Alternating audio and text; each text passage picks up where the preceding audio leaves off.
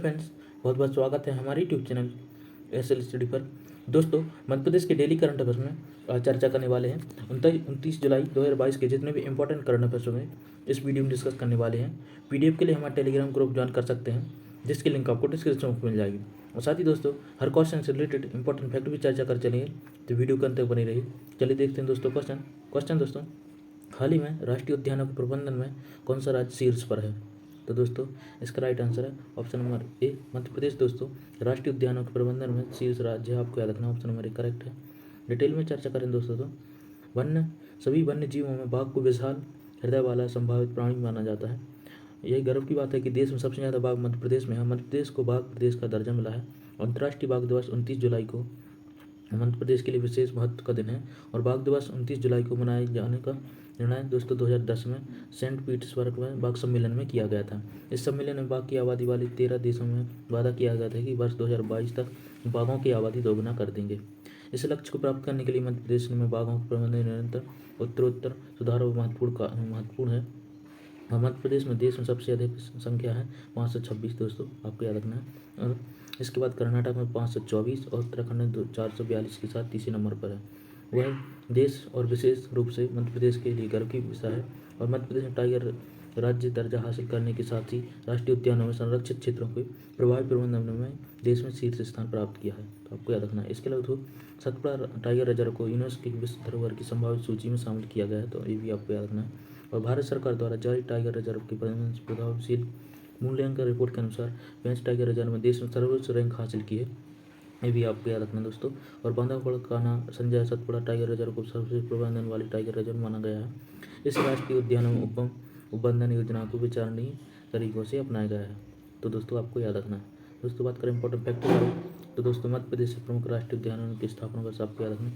दोस्तों, कान्हा कृषि राष्ट्रीय उद्यान 1955 में स्थापित किया गया था। यह दोस्तों मध्य प्रदेश का सबसे बड़ा और सबसे पुराना राष्ट्रीय उद्यान है क्षेत्रफल की दृष्टि से, आपको याद रखना है। और दोस्तों, बात करें नेक्स्ट नेशनल पार्क की, माधव राष्ट्रीय उद्यान, इसकी स्थापना 1998 की गई थी। और बांधवगढ़ राष्ट्रीय 1968 में, बनवार राष्ट्रीय उद्यान 1979, पन्ना का 1981, संजय 1981 और सतपुड़ा राष्ट्रीय उद्यान 1983, पेंच राष्ट्रीय उद्यान 1983, आपको याद रखना है। और पासेल राष्ट्रीय उद्यान 1968 में। तो दोस्तों, आपको इतनी इंपॉर्टेंट फैक्ट याद रखनी है। पढ़ते हैं नेक्स्ट क्वेश्चन दोस्तों, हाल ही में नशा मुक्ति अभियान में राज्य और जिला श्रेणी में पुरस्कार के लिए किस राज्य का चयन हुआ है? तो दोस्तों, इसका भी राइट आंसर है option number A, Madhya Pradesh का। दोस्तों, नशा मुक्ति अभियान में राज्य की श्रेणी में और जिला में दतिया ने अव्वल स्थान हासिल किया है पूरे देश में, आपको याद रखना ऑप्शन नंबर ए करेक्ट है।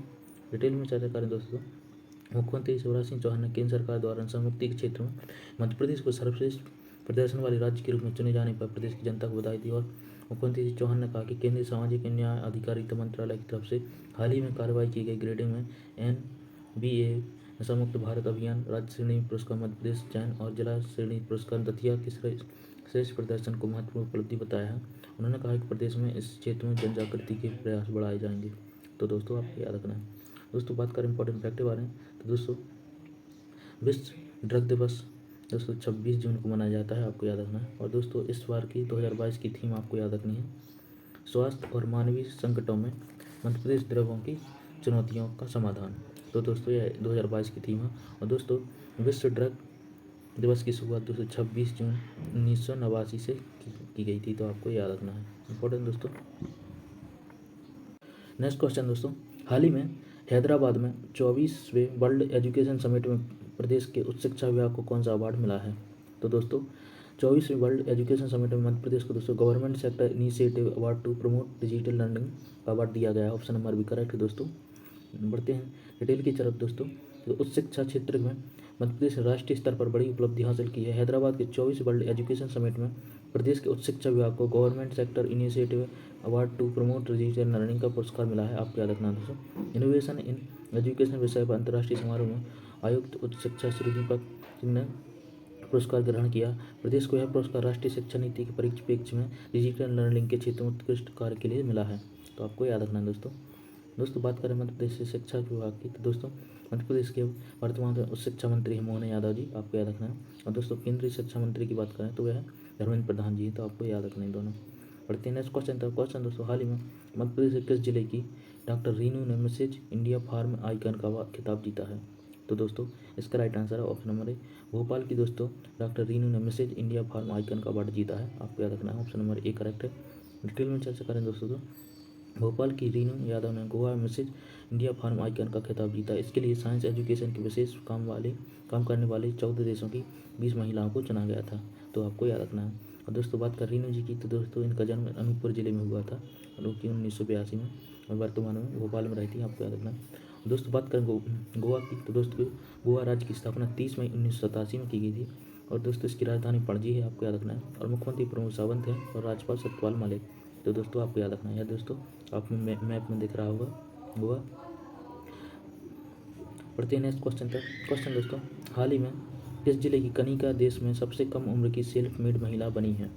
तो दोस्तों इसका भी राइट आंसर है ऑप्शन नंबर बी। भोपाल की दोस्तों कनिका देश में सबसे कम उम्र की सेल्फ मेड महिला बनी है, आप याद रखना है, ऑप्शन नंबर बी करेक्ट है। डिटेल में चर्चा करें दोस्तों तो HCL टेक्नोलॉजी की चेयरपर्सन रोशनी नाडर मल्होत्रा भारत की सबसे धनवान महिला बनी हुई है, आपको याद रखना है दोस्तों। इसके अलावा देखो कोटक प्राइवेट बैंकिंग भरून की ताज़ा रिपोर्ट के अनुसार वर्ष 2021 में रोशनी नाडर कुल संपत्ति 54% बढ़कर 84,330 करोड़ रुपये पहुंच गई। और दूसरी रोशनी नाडर मल्होत्रा HCL टेक्नोलॉजी के संस्थापक शिव नाडर की बेटी हैं, आपको याद रखना है। और सेल्फ मेड में नायर सबसे आगे, और नायका की फाउंडर फाल्गुनी नायक 57,520 करोड़ की कुल संपत्ति साथ सेल्फ मेड महिलाओं के सबसे आगे है। रिपोर्ट के अनुसार 59 वर्षीय नायर की संपत्ति 2021 के दौरान 963% बढ़ोतरी हुई और दूसरी महिला सबसे धनी महिला हैं। इसके अलावा बायोकॉन की किरण मजूमदार शाह कुल संपत्ति 21% बढ़कर 29,030 करोड़ रुपये रह गई। इसके बावजूद वह देश की तीसरी सबसे धनवान महिला बनी है। तो दोस्तों आपको तीनों याद रखने हैं। और अपोलो हॉस्पिटल इंटरप्राइजेज की 4 महिलाओं की सूची में जगह बनाई, और भोपाल की स्थित जेंट सी टेगी की कनिका टेकरीवाल 33 वर्ष की उस सूची में सबसे कम उम्र की महिला इंटरप्रेन्योर हैं। तो दोस्तों आपको याद रखना है, इंपॉर्टेंट दोस्तों। पढ़ते हैं दोस्तों, कल की वीडियो में आपसे क्वेश्चन पूछा था, हाल ही में Madhya Pradesh Indian medical association द्वारा चिकित्सा के क्षेत्र में बेहतर काम करने के लिए चरक अवार्ड से किसे सम्मानित किया जाएगा? तो दोस्तों इसका राइट आंसर था option number D, Puneet Rastogi ji को दोस्तों एक चरक अवार्ड से सम्मानित किया जाएगा, आपको याद रखना था। आज के लिए आपके क्वेश्चन है, हाल ही में नशा मुक्ति अभियान में राज्य और जिला श्रेणी में पुरस्कार के लिए किस राज्य का चयन हुआ है? तो दोस्तों इसका राइट आंसर आपको कमेंट बॉक्स में देना है। दोस्तों यह था हमारा करंट अफेयर्स का वीडियो, आई होप आपको पसंद आया होगा। ऐसे इंपॉर्टेंट करंट अफेयर्स के लिए हमारे चैनल को सब्सक्राइब कर लें दोस्तों, और लाइक ज़रूर करें और अपने दोस्तों से शेयर जरूर करते रहें। चलिए मिलते हैं नेक्स्ट वीडियो में ऐसे important current affairs. Thanks for watching. Vande Mataram.